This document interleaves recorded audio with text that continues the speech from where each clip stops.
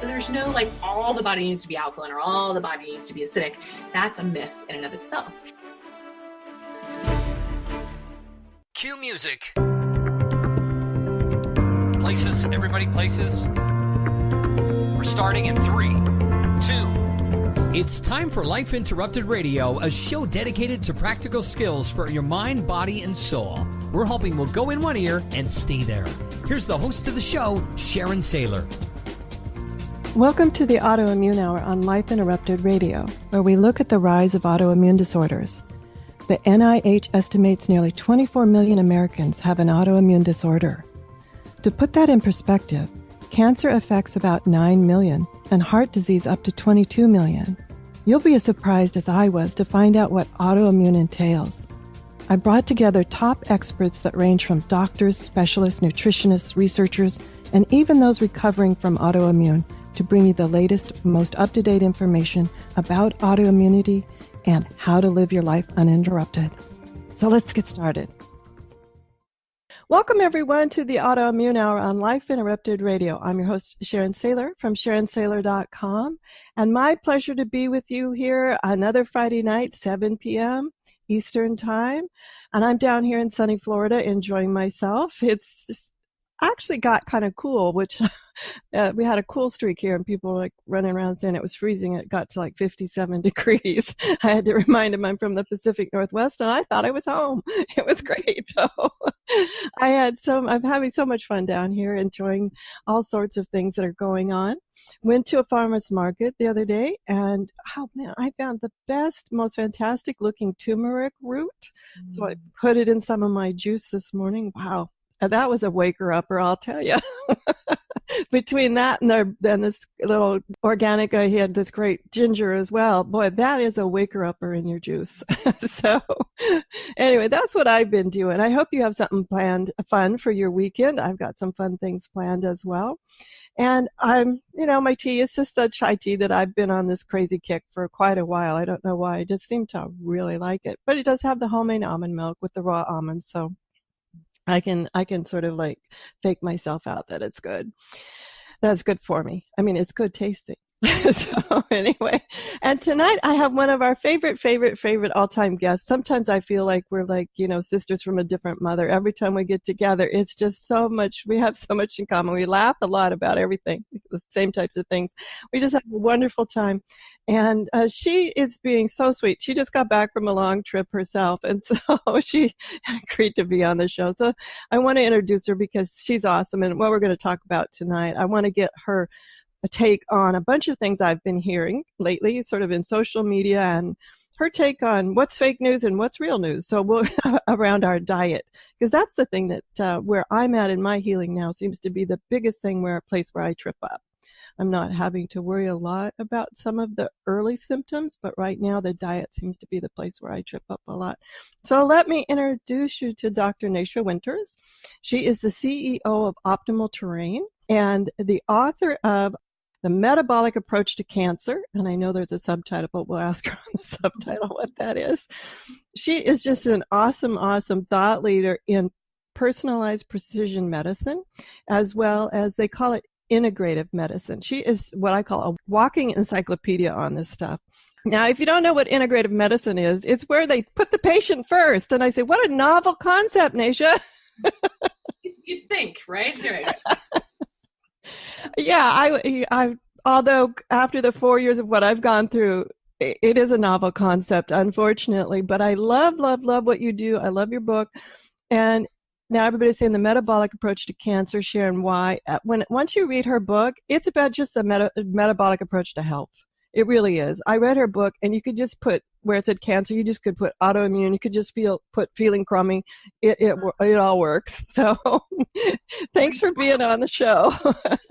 Thank you. It's great to be back. I really enjoy our time together. And it seems like your listeners are always very inquisitive and have a lot of great follow-up questions as well. So I'm very happy to be with you all on this evening of your weekend. Oh, yeah, absolutely. Oh, thank you. And thank you so much. I know you just flew in and just got back home from a long trip. So I appreciate you doing this. One of the things that I found, and a lot of the people that contact me that listen to the show are through what I'll call that first critical phase of the autoimmune where everything's out of control, and they're sort of gotten to the point where the flares are maybe a little bit smaller or a little bit different, or they know what is coming now. I can catch my flares a lot sooner now because, I know what it is. Before, when it first happened, I'm like, oh my gosh, everything got out of control. But one of the places where I trip up a lot, maybe it's because I travel, but where I trip up a lot is my diet. And I know what I can eat and I can't eat. Sometimes it's hard that way.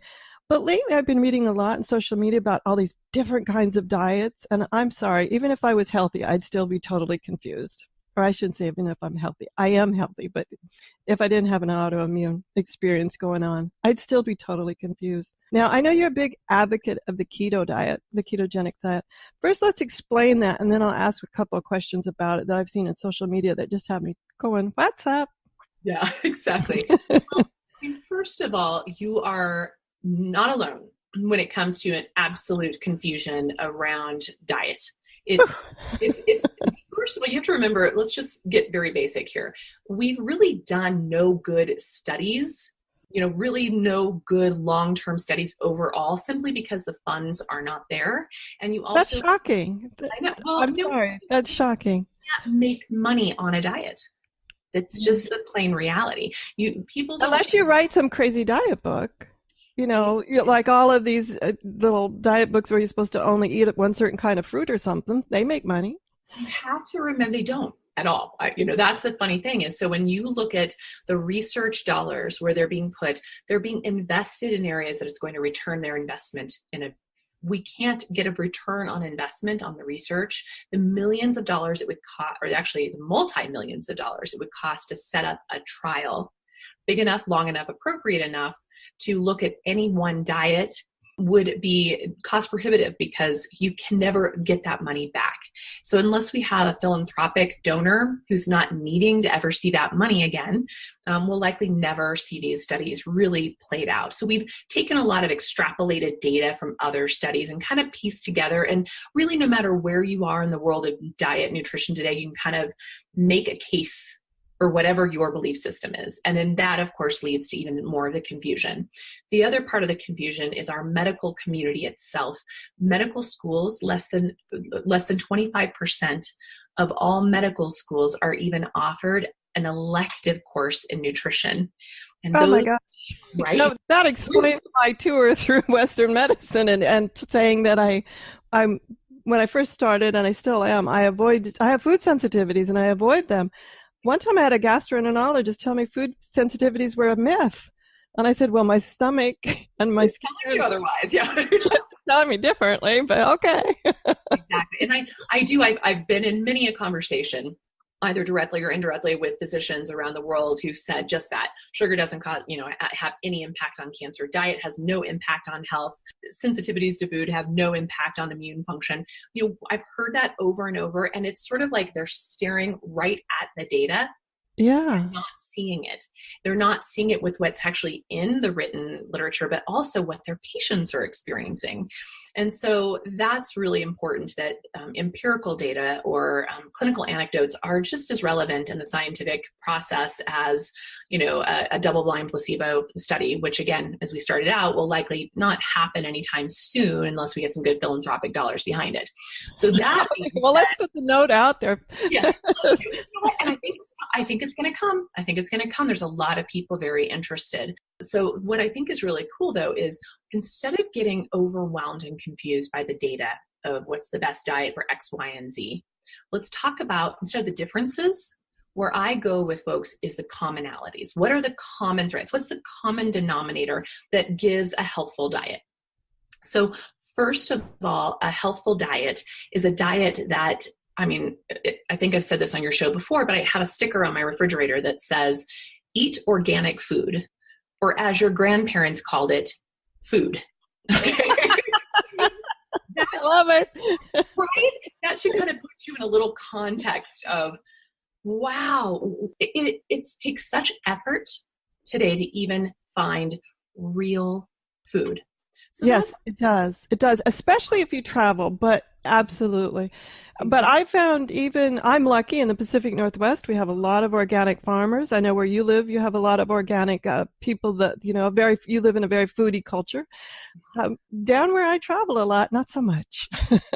and it's interesting. In fact, this is a little side note, but where I grew up in Kansas, which is considered the the bread basket of the world, and today it's more like the feedlot basket of the world. But after our book came out, I received an email from a woman who happened to read my book, love my book, and then happened to note on my Facebook page that I was from Kansas. And she wrote, "Hey, I'm in Kansas in this tiny little town, and I just started the very first farmers market ever here." And of course, I'm thinking to myself, there's a million tiny towns in Kansas, until she tells me she's from the town that I spent most of my childhood in. And I felt over, because literally, I used to say to my husband, pigs will fly before we see real food in Pratt, Kansas, Sawyer, Kansas, in that area. And when I would go to visit my grandma, she lived outside of Dodge City, Kansas, we'd have to take all of our food, 13 hours on a drive with major coolers in our vehicle, just to eat for a few days to go visit my grandma, because you couldn't even get a bad head of iceberg lettuce at the grocery store. It was just terrible and so processed. And I about fell over to see this, because that's showing me there's a shift happening. And she and her husband, they came from long generations of farmers and ranchers, and farmers and ranchers that were very much sucked up by the Monsanto processed keto farming industry. And her husband got glyphosate poisoning, Roundup poisoning. That was their come to Jesus, if you will. That was their big awakening that drove them to create this. And it's picking up momentum. It is so exciting to see. In fact, I'm going to go and do a book signing soon at their farmers market this summer. So I get to go see a lot of old family, but also just to go and celebrate the change that's happening in the pockets of the world that used to be food deserts. And it's really gives me hope of where we're going. Oh, me too, because I started coming here, I don't know, almost 9 years ago now. And I come quite a bit. And when I first came, it was like, I would just like shipping food myself, and my checked bag was mostly food. And now, I think 3 or 4 months ago, I found this fantastic little organic farm. It's 5 minutes from my house. I met the two guys doing actually, oh yeah, here's the kale. I just picked it an hour ago. I'm just like, awesome. I'm over there every day.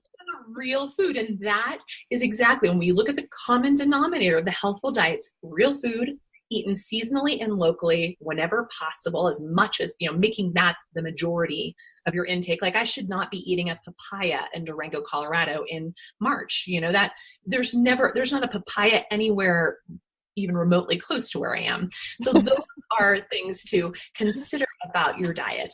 And the other common theme in all the diets that are shown to be healthful and helpful is a plant-based diet.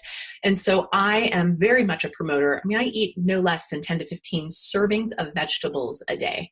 And again, kind of in the vein of Terry Wahls and her approach, that sort of 9 cups, which is she shoots for 3 cups of leafy greens, 3 cups of cruciferous, 3 cups of colorful veggies. And for those of your listeners who don't know who Dr. Terry Wahls is, she was an MD who was wheelchair bound with an extremely aggressive form of multiple sclerosis. And she has completely resolved it with diet, right? And has a clinical trial for MS. So this is perfect with your listeners, or you being in the Autoimmune Hour, but she now is getting funding to do a trial with diet in autoimmune, and particularly with MS. So it's happening. And there's a lot of anecdotal things out there. I'm glad that research is finally paying attention to it, because everybody I talk to, the 3 things they say: stress, diet, and poisons. Poison. Sorry, that's. I was with you. I was right. Good, because I just spaced out there. But that's the things that and diet is huge, because when I go off of the things that I know that I feel best on, I'm shocked at how fast I feel it. I don't have any question about what it was that sent me in. Exactly. And I think that segues into kind of the third part of this discussion of the healthful, what's the common denominator? The common denominator of a healthy diet across the board today is one that is allowing you to be metabolically flexible. Okay. And what I mean by that is to be able to be a hybrid burning engine.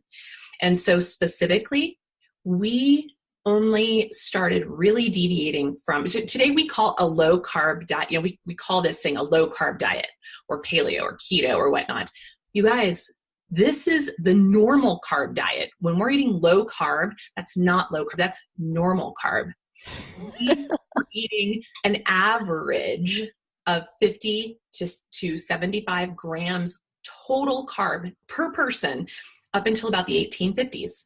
Okay, that's considered today. In fact, you know what else is considered a low carb diet today is 120 grams or less.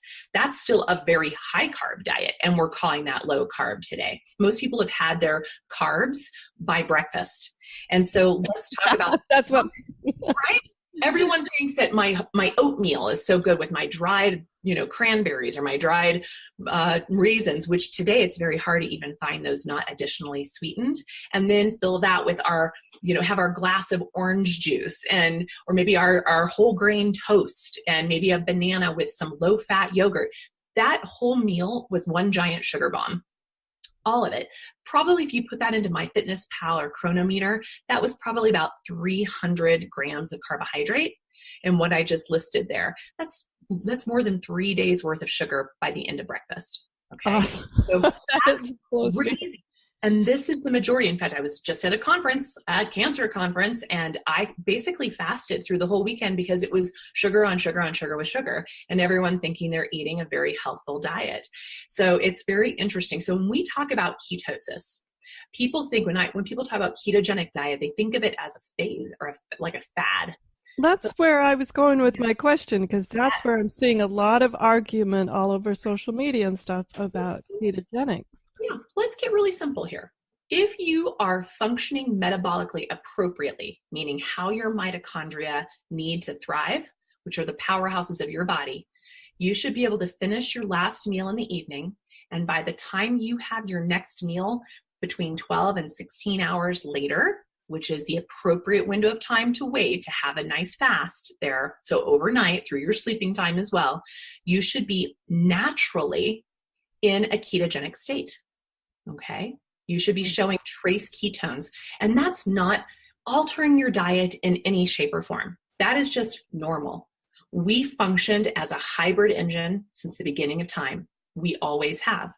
And at different times in our ancestry, we would go into deep states of ketosis when food was unavailable. So certain times of the year, certain seasons, okay, and the amount of energy we had to put out to find our food or hunt our food. And we needed that dual engine, if you will, dual fuel source, so that we could stay alive and aware so we could find our next meal. That is our metabolically flexible place. It's a natural state of being. Well, let's take a quick commercial break there. And then when we come back, I'm going to ask Dr. Winters a couple more questions about ketogenic diet and the rest period, but we're up against the clock. So we'll be right back.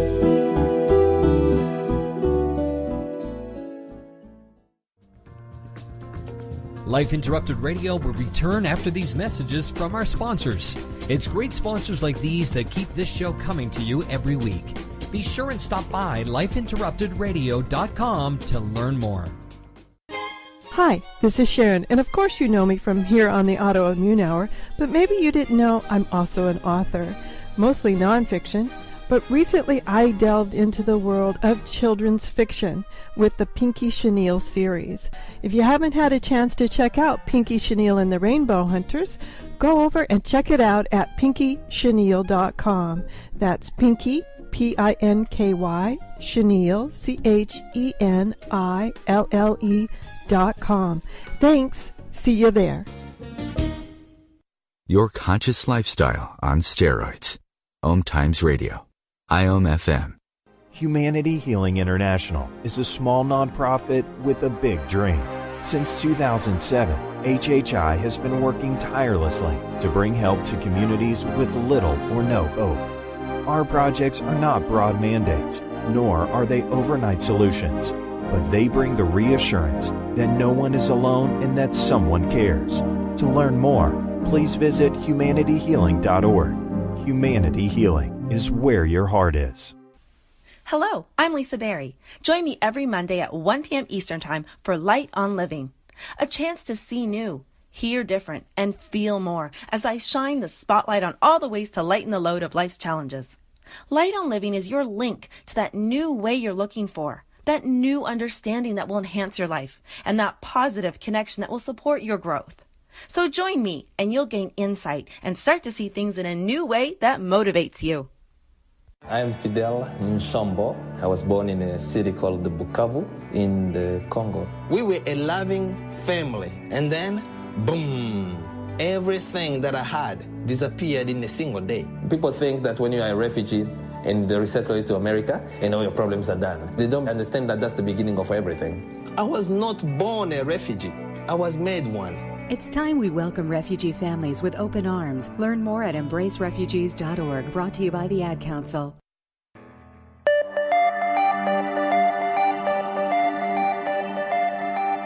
Welcome back, everyone, to the Autoimmune Hour on Life Interrupted Radio. I'm your host, Sharon Saylor from SharonSaylor.com. I can't talk tonight for some reason, but anyway, we're here with Dr. Nasha Winters, and she's the CEO of Optimal Terrain, and she's an integrative medicine expert. She's just a walking encyclopedia on all things about patient care. But tonight we're talking about diet because there's a lot of confusion about diet and some things that I've read and seen these days. One of my questions I had was about this rest period of you should be able to go from the time, about 12 to 16 hours. One of the things that I read that I was a little surprised by, is it true or not true? Here's our fact or not fact, that women is more along the lines of the 12-hour and males are more along the line of the 16-hour, or is that some fact or not fact? Boy, it's not black or white. It's not a fact or not fact altogether. There's variations to that because it depends on the output of energy from the individual. So you have men who are much less, it depends on a lot of factors. It depends on your output of energy. It depends on your stress level. That's a key. Okay. It depends on your hormonal balance. It depends on your sleep cycle. It depends on how much blue light you're exposed to. That's why I wear my little lenses when I'm on camera at certain times of the day. It depends on your epigenetics. It depends on a lot of factors that help determine what is the most appropriate timing of your meals, forms like base camp of your meals. So there really isn't a one size fits all. And when we talk about things like even ketogenic, there are times and places where we use it like a sword, like a scalpel, like an absolute therapeutic approach to deeply create a metabolic shift to have a desired outcome. And whenever people ask me about, well, can you be on a ketogenic all the time forever? You can absolutely thrive in that, but you don't need to. We never did ancestrally. Now, unless I'm working with you and I'm dealing with a very aggressive, such as brain tumors, most of my brain tumor patients will be on a ketogenic diet for the duration of their life. And hopefully it's a duration of a very long life because it is a very sensitive organ to metabolic instability, and ketones keep things very smooth in the system. If I have someone who has diabetes or obesity or like other issues, it can be a very powerful tool to push that back as well. But most of the time, most of us, if we just simply finish our last meal and get up in the morning and have our next meal at a nice delay, 12 to 16 hours, most of us will be that hybrid engine we were talking about before the break. And depending on all those other factors we wove in will determine how well that person will do. So a clue to me if somebody's metabolically inflexible is if they can't comfortably go more than 4 hours without a meal. If people tell me they get the hangries, they get shaky, they get confused, they get irritable, that tells me they're metabolically unstable. If they have any personal or family history of polycystic ovarian syndrome, obesity, cardiovascular disease, diabetes, prediabetes, pancreatitis, pancreatic cancer, that is also just a big red flag for metabolic instability. And so those are some people that would really do well to push back their carbohydrate intake drastically and to pull out and make their only carbs via their beautiful leafy green veggies. That's really the key there. And then the people who, kind of say, oh, keto is bad. Again, they're taking it in that it's a particular fad or diet. You have to remember, like I said, this has been a natural part of our physiology since the beginning of humankind, right? And then we actually started using a ketogenic diet therapeutically in the 1920s per Harvard for epilepsy. Still today, the best treatment for epilepsy. And that also has led to a lot of cool research around using it for any neurological disorder of any kind. And the fastest growing disease process in the Western world today is neurological disease. So that includes we're dismantling our brains. Why? Because we've been on a fat-free kick for decades. Oh, that's one of my questions here on my list. We're just fat heads. And the sheets that wrap around our nerves are 100% fat. And we've been putting ourselves on low-fat, fat-free diets for a long time. And what do? To offset that, we kicked up the sugar. And so we've been frying our brains and our nerves for decades now, and then metabolically throwing us off. So most people will not be in ketosis if they go 12 to 16 hours of fasting. And so if that isn't enough, then you have to get them into a state of high fat, super low carbohydrate, and even low protein intake to push them back into being that dual engine again. And once they adapt, then they easily go back and forth as needed. It's a powerful way to take you back to a natural state where we've always been as human beings. Well, this is awesome. That was fats is here on my question sheet, but which one of my questions around fats, though, is we're terrified of fats. What is it? I don't even know if this is appropriate words. What's a good fat and what's a bad fat now? I mean, I don't know anymore. I really don't. We've been taught eggs. We've been taught this. We've been taught that. I don't know. Well, let's keep it simple. You're right. We've all been very fat phobic for a very long time. But again, our nerves, our nervous system, our brain can't function without it. Our immune system is also dependent on fatty acid synthesis. We can't even overcome pain response without good fatty acid synthesis. And our cells are starving. We're really overfed and undernourished on the planet today. So when I think of a really good fat that's kind of across the board, seemingly safe for all populations, think olive oil. But real olive oil, because most of the stuff you buy in the grocery store is hexane, like pulled out of stuff, and it's like cut with canola and other cheap omega-6 high fat, fake, vegetable plant oils. Make sure it's 100% olive oil. That is super, super good for your membranes of your cells to function properly. That's a really good one. Another really good one, is the macadamia nut oils, the hazelnut oils. These are oils that are higher in the omega-3s versus the omega-6s of a lot of the other seeds and nuts. Still, seeds and nuts, they have omega-3s, but they still have quite a bit of omega-6. Avocado and avocado oil, fabulous oil. Coconut oil, those are also really key. I have my folks eat a bunch of olives, a lot of coconut, dried coconut flakes that are unsweetened. These are great snacks to have. That was my next question, because you had said all about oils, but eating an avocado or eating a hazelnut, same quality, same thing, except maybe we get a little fiber in there. Exactly, a little fiber, but you're just getting a little carbohydrate in some of those. So you don't want to go too overboard on those. But yes, absolutely, get the whole plant, the whole organism, the whole creature into your body. And then the same thing when it comes to animal fats.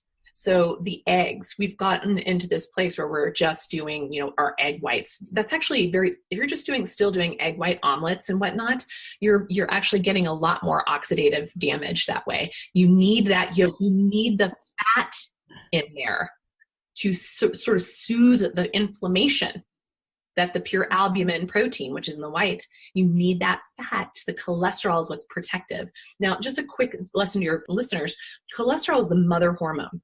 Out of cholesterol, we make our neurotransmitters and we make all of our sex hormones. So basically how you think and feel are based on fat. Okay, and we bastardized cholesterol as well. And so when we are scared of cholesterol, that's the last of our worries. And again, the research has come around full circle to say we should worry less about cholesterol and much more about inflammation and sugar intake. So that's key here. But when it comes to good fats, the other thing we've pulled out, ghee, butter. Okay, these are hugely powerful fats. And then again, where we got all of our fat before we went on our fat-free craze was from animal fat. So lard, tallow. Our parents and our grandparents and our great-grandparents I remember the drippings, the little container, Folgers container under the sink that captured every little dripping. And then that was the base of everything you baked, everything you cooked, everything you fried was that oil, like kind of over and over again. Remember that my grandmother worked a lot more physical labor than I work. Thank you. We all, I mean, today she could work that off. And that's we're coming from that. So now we sit an average of 20 hours a day as American. You know, we're either sleeping or sitting during that. So we're down. And actually, it's probably a bit more than that. We're also outside less than 15 minutes a day. So we are not living the lifestyle that our parents, grandparents, great-grandparents, and so on were living. All of these factors come in. So when people get really weird and dogmatic and militant about which is the right diet, it's so much more than that. There's even researchers out there who say that it's not even so much about what you eat, although it does matter, I promise you that. It's even when you eat. So if you're eating really late at night when your body should be in the healing, processing, repair mode, and you're trying to digest at that time, that is going to cause some harm to your microbiome and to how you digest those nutrients. So it's much more complex than this diet good, this diet bad. Ultimately, if you stick with real food, plant-based, and if you're going to have animal protein, you've got to make sure it is spotless, super clean. And what you and I were talking about before the show started is, first of all, a ketogenic diet, the myth around that is that it's a high protein diet. In fact, it's not. It's in fact a low protein diet. And so it's a high fat diet.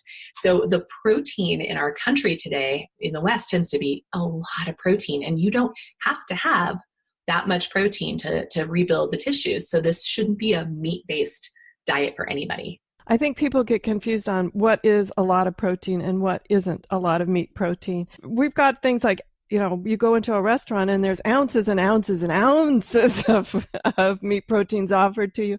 What is a standard serving that you suggest is appropriate in a meat protein? If you're going to go with animal protein, what's a standard serving? So just, you know, a kind of a good general sense is if you're not an uber hardcore athlete, you really don't need more than probably 0.8 grams of protein per kilogram. Okay, so that's a little math that your folks will have to do here, but of lean body mass. Okay, so that's what we're leading to and specifically to lean body mass. So to simplify this, most women, let's say an average of 150 pounds, are likely getting about 50 grams of protein a day. You know, men maybe upwards of 7, you know, depending on their weight. So kind of to give that guesstimation. So just to get a sense of that, like a serving, I mean, a few ounces or a few grams of meat would be about the size of a deck of cards.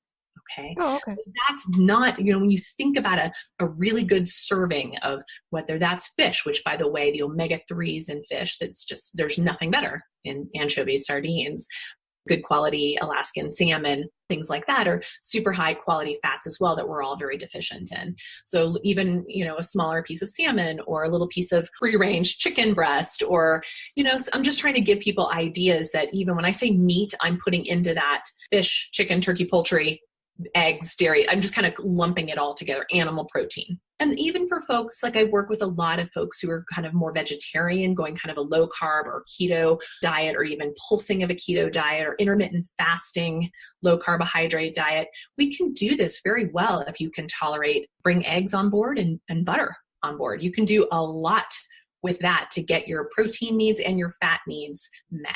And then of course, all those fats we talked about are easy to access no matter if you are a meat eater or an omnivore or a vegetarian or a vegan. Those fats are all kind of user-friendly across the board.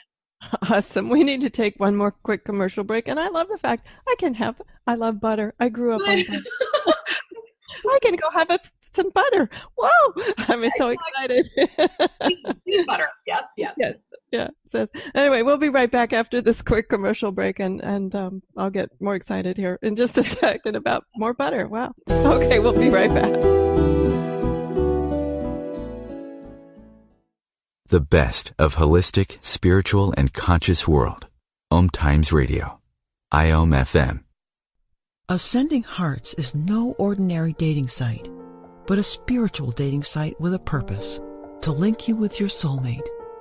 We engineer the serendipity so you can trust that you will attune with someone that has the same matching vibration as you. Ascending Hearts, the conscious dating site for the spiritually aware. Try Ascending Hearts for free. AscendingHearts.com. My name is Victor Furman. Some call me The Voice. I've always been fascinated with human nature, spirituality, science, and the crossroads at which they meet.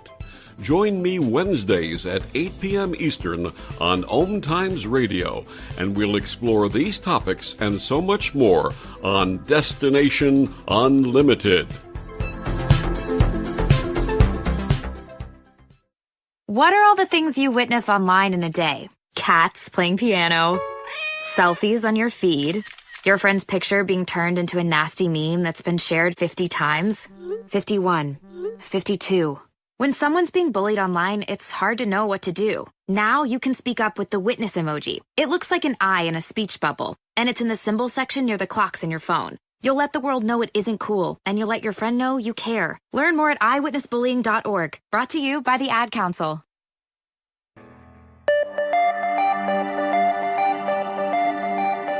Welcome back, everyone, to the Autoimmune Hour on Life Interrupted Radio. I'm your host, Sharon Saylor from SharonSaylor.com, and today we're here with Dr. Nasha Winters, and she's the CEO of Optimal Terrain and the author of the brand new book called The Metabolic Approach to Cancer, as well as so many other things. I just love her because she is one of those people that look at you as a whole person and says, how are we going to make your health work here? You know, let's bring you back into this healthy place, looking at everything from our lifestyle, where we are emotionally, mentally, socially, physically, environmentally, all of that. That's what I love.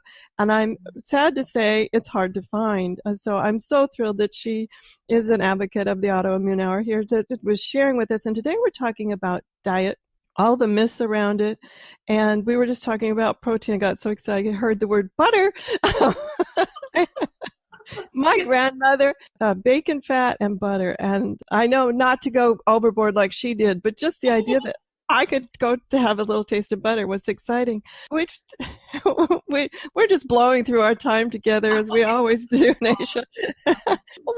Another question I have on my list, I want to make sure we get to them all.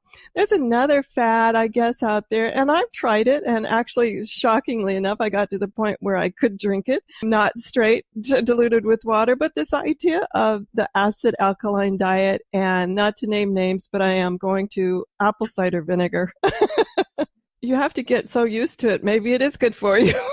I don't know, but let's talk about this idea of, can we change the pH of our body, and does it even matter? First of all, this is such a good question, because we do, my co-author, Jess Higgins-Kelly, and I try and debunk this myth of pushing the body into an alkaline state. First of all, our body, different tissues of our body, at different times of the day and night, need to have a different level of acidity and alkalinity to be at its most efficient and effective. Okay, so there's no all the body needs to be alkaline or all the body needs to be acidic. That's a myth in and of itself. And even if you push yourself too hard with going overzealous with a alkaline water or something, you can actually cause damage there. So alkalosis is just as bad as acidosis. You can die on either end of that spectrum. So be careful, right? But here's the reality, is that it is very hard to push yourself in either direction, especially into the alkaline, because we have so many inner signals that are telling, oops, the pH is too high or too low, and it's constantly adjusting to that equilibrium. This is the amazing thing about our body. I just love it. It's the most amazing healing machine once we give it the right things to deal with. So you just nailed it, because that's what lends itself. When people are talking about this, what we're really trying to do in our body at all times is restore the rhythm, bring back homeostasis and balance. And you can't do that if you're staying up all hours of the night, or you have you're drenched in EMFs and you're living on soda pop and gluten-free crackers, and you're never outside, and you don't exercise ever. That is dangerous. And that is what is acidifying your tissues. Okay. So when the mitochondria get damaged from diet and lifestyle issues, and from poisons from certain medications or things in our environment or our food system, what that does is they get stressed and they dump these byproducts into the cytoplasm of the cell. And then that creates acidity around them, which then attracts more acidity. So when people say acid alkaline, it's not that we're acidic first, it's a secondary effect of what we've done to our body, right? So the way to bring back balance, instead of trying to force a certain diet or bring a certain water in, is to come back into balance in all things of your life. And having a plant-based diet with a lot of those leafy greens, all those cofactors and minerals that are so stabilizing, and good quality, clean filtered water, and time outdoors and fresh air and time in nature and exercise and good sleep and good love in your heart, that is making the cells happy, and they're not dumping byproducts into the system. That is how you get to an acid alkaline balance in the body. Okay. Awesome. Yeah. And the apple cider vinegar thing, first of all, I love it. I'm a weirdo. I really like it. But those are things, again, our grandparents, they were all the ones doing the cod liver oil. They were all the ones like taking a swig of their bitters. They were the ones having their apple cider, making their own apple cider vinegar. These were our natural ferments in the West. It's our one, if you get a raw apple cider vinegar, that's about as natural probiotic as you can get. So it's not even so much about what it's doing with acidity or alkalinity. It's about what it's doing to stimulate enzymes. That's what it's mainly doing. Digestive enzymes. Okay. I like it now that I got used to it, but it's one of those things you have to sort of like work your way into. Exactly. I always tell people to start with those Bragg's organic apple cider vinegar drinks, her limeade that's got a little bit of stevia and lime and apple cider vinegar. It's like having a limeade. It's quite tasty. So it's a nice gateway drug for people who are trying to bring in some more probiotics and get their palate accustomed to doing that by itself, just a swig from your bottle. Yeah, I like the ginger one, by the way. The limeade. Limeade's good, but I like the ginger one too. We'll be back right after this quick commercial break. Connecting you with the best of the conscious minds in the world. OMTimes Radio. IOM FM. Change and growth are part of natural life and also part of your spiritual life. Everyone needs support and guidance, especially during life passages. Upgrade yourself with the OMTimes Experts program. With OMTimes Experts, you have access to the best intuitive coaches, spiritual teachers, counselors, astrologists, and oracles. Our team was carefully selected so you can trust. Find out more at experts.omtimes.com.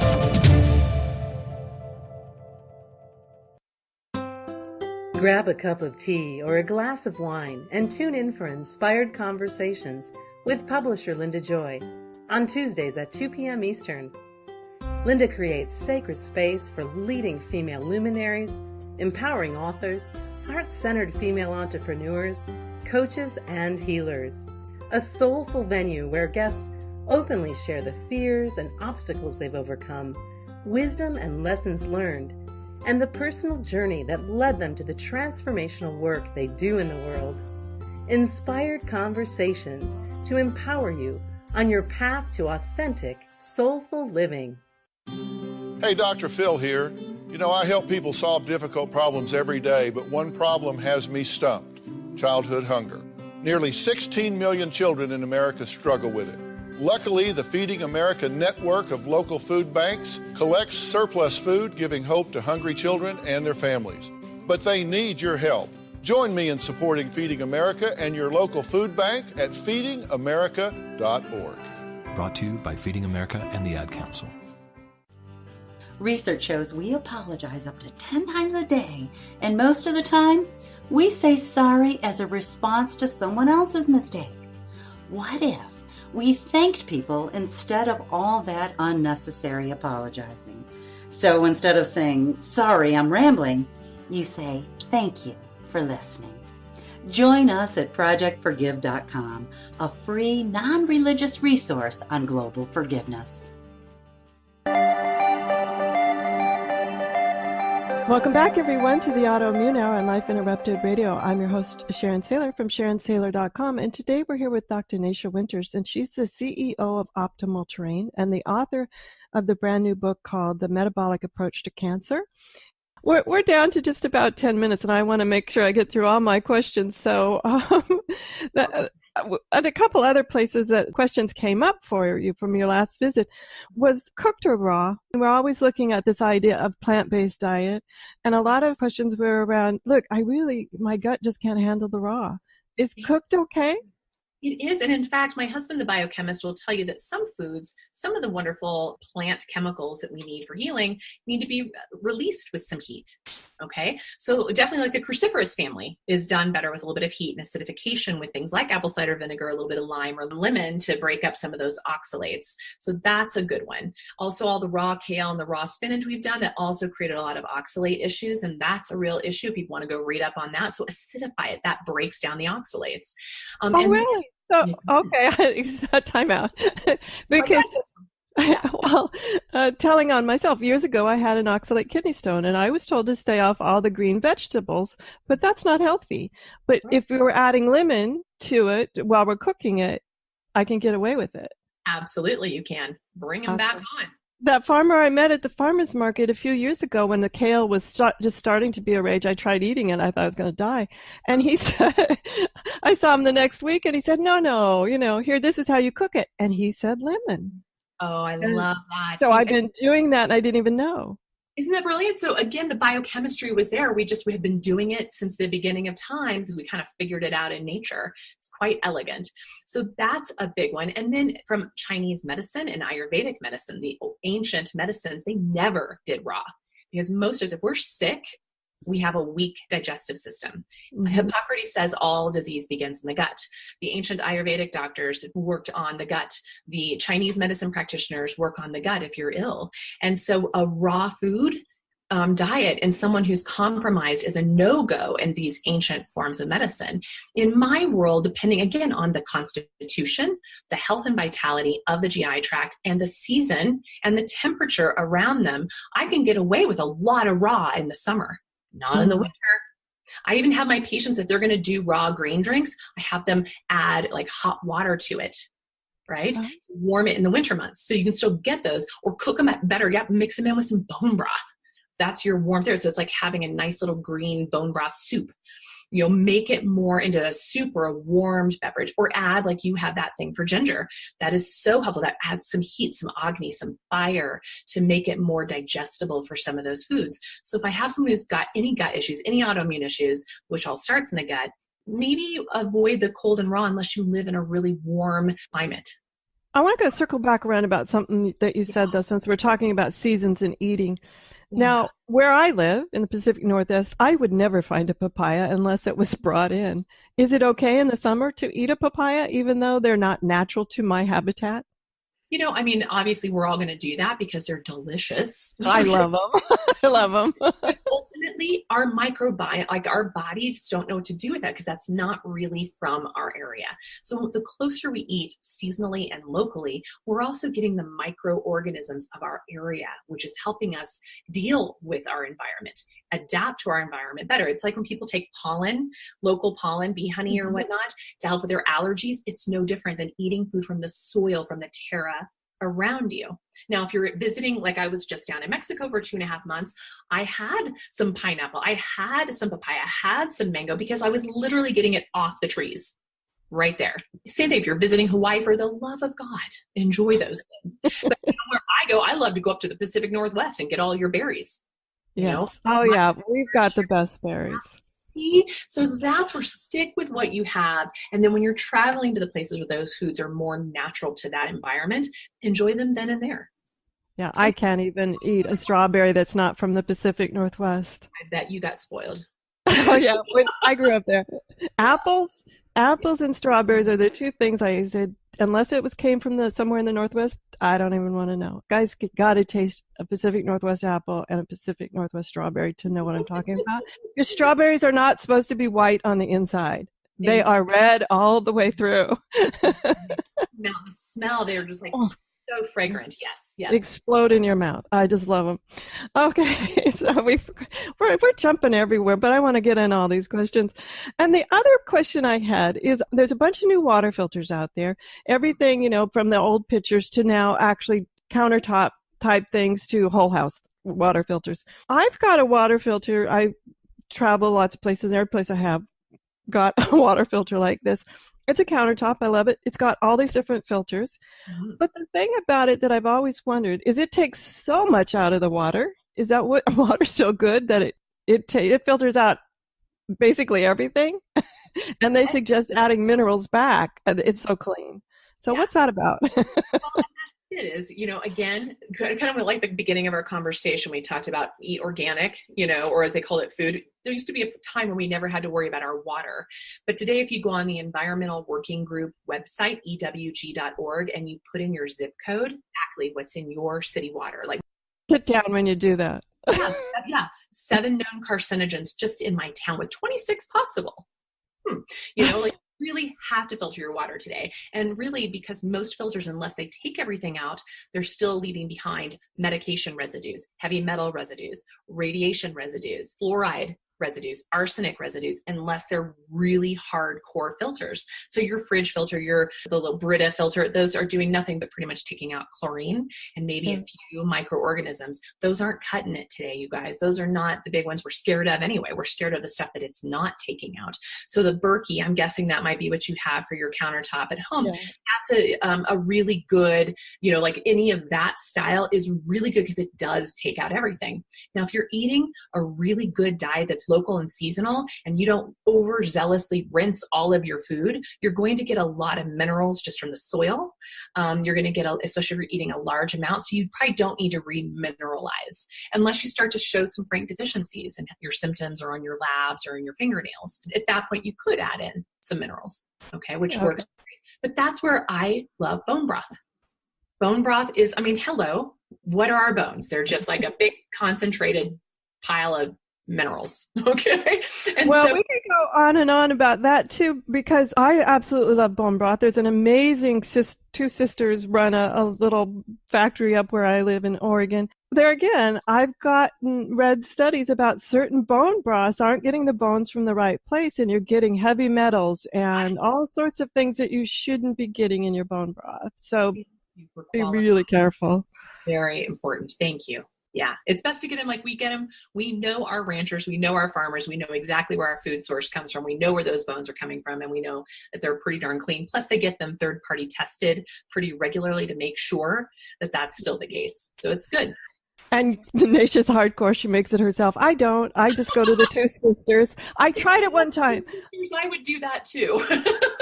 I tried it one time, and in all honesty, I sourced it. I was sure in the quality of everything I was doing, but I lifted up. First off, it takes a long time, guys. If you've ever made it, it takes a long time.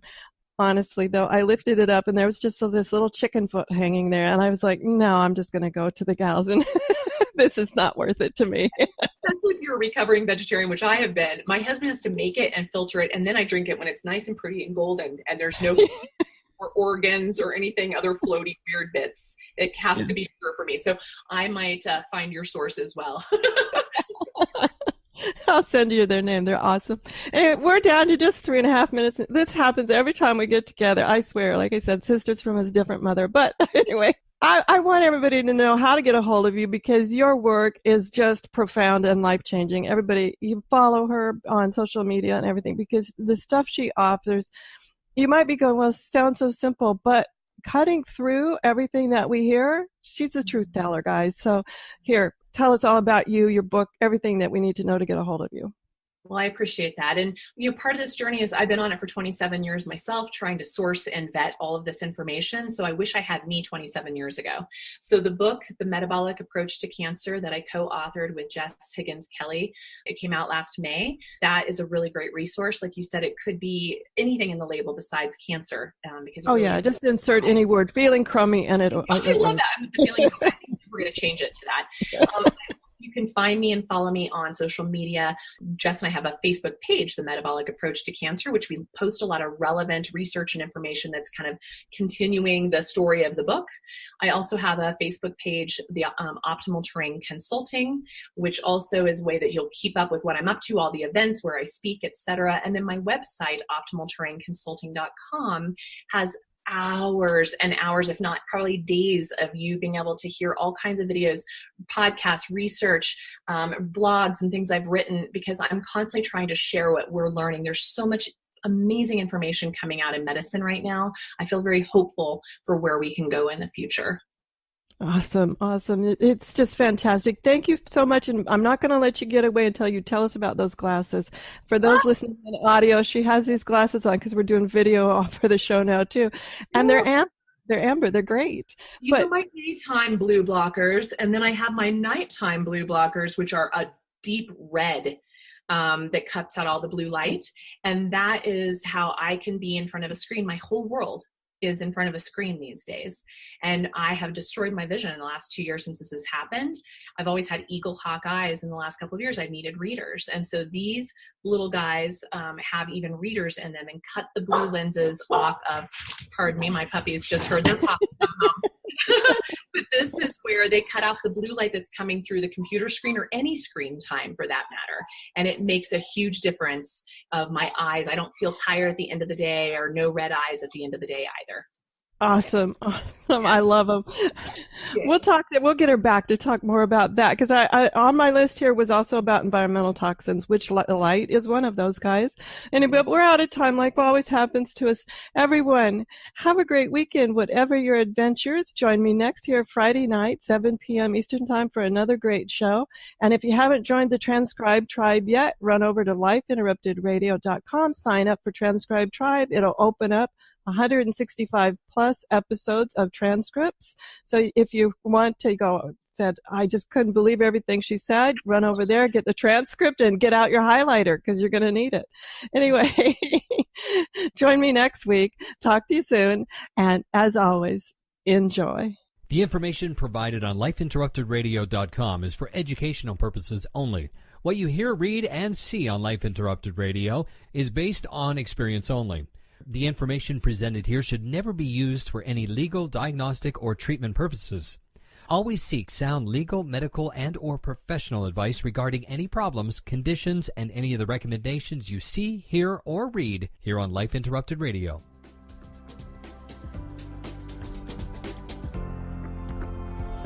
You've been listening to Life Interrupted Radio.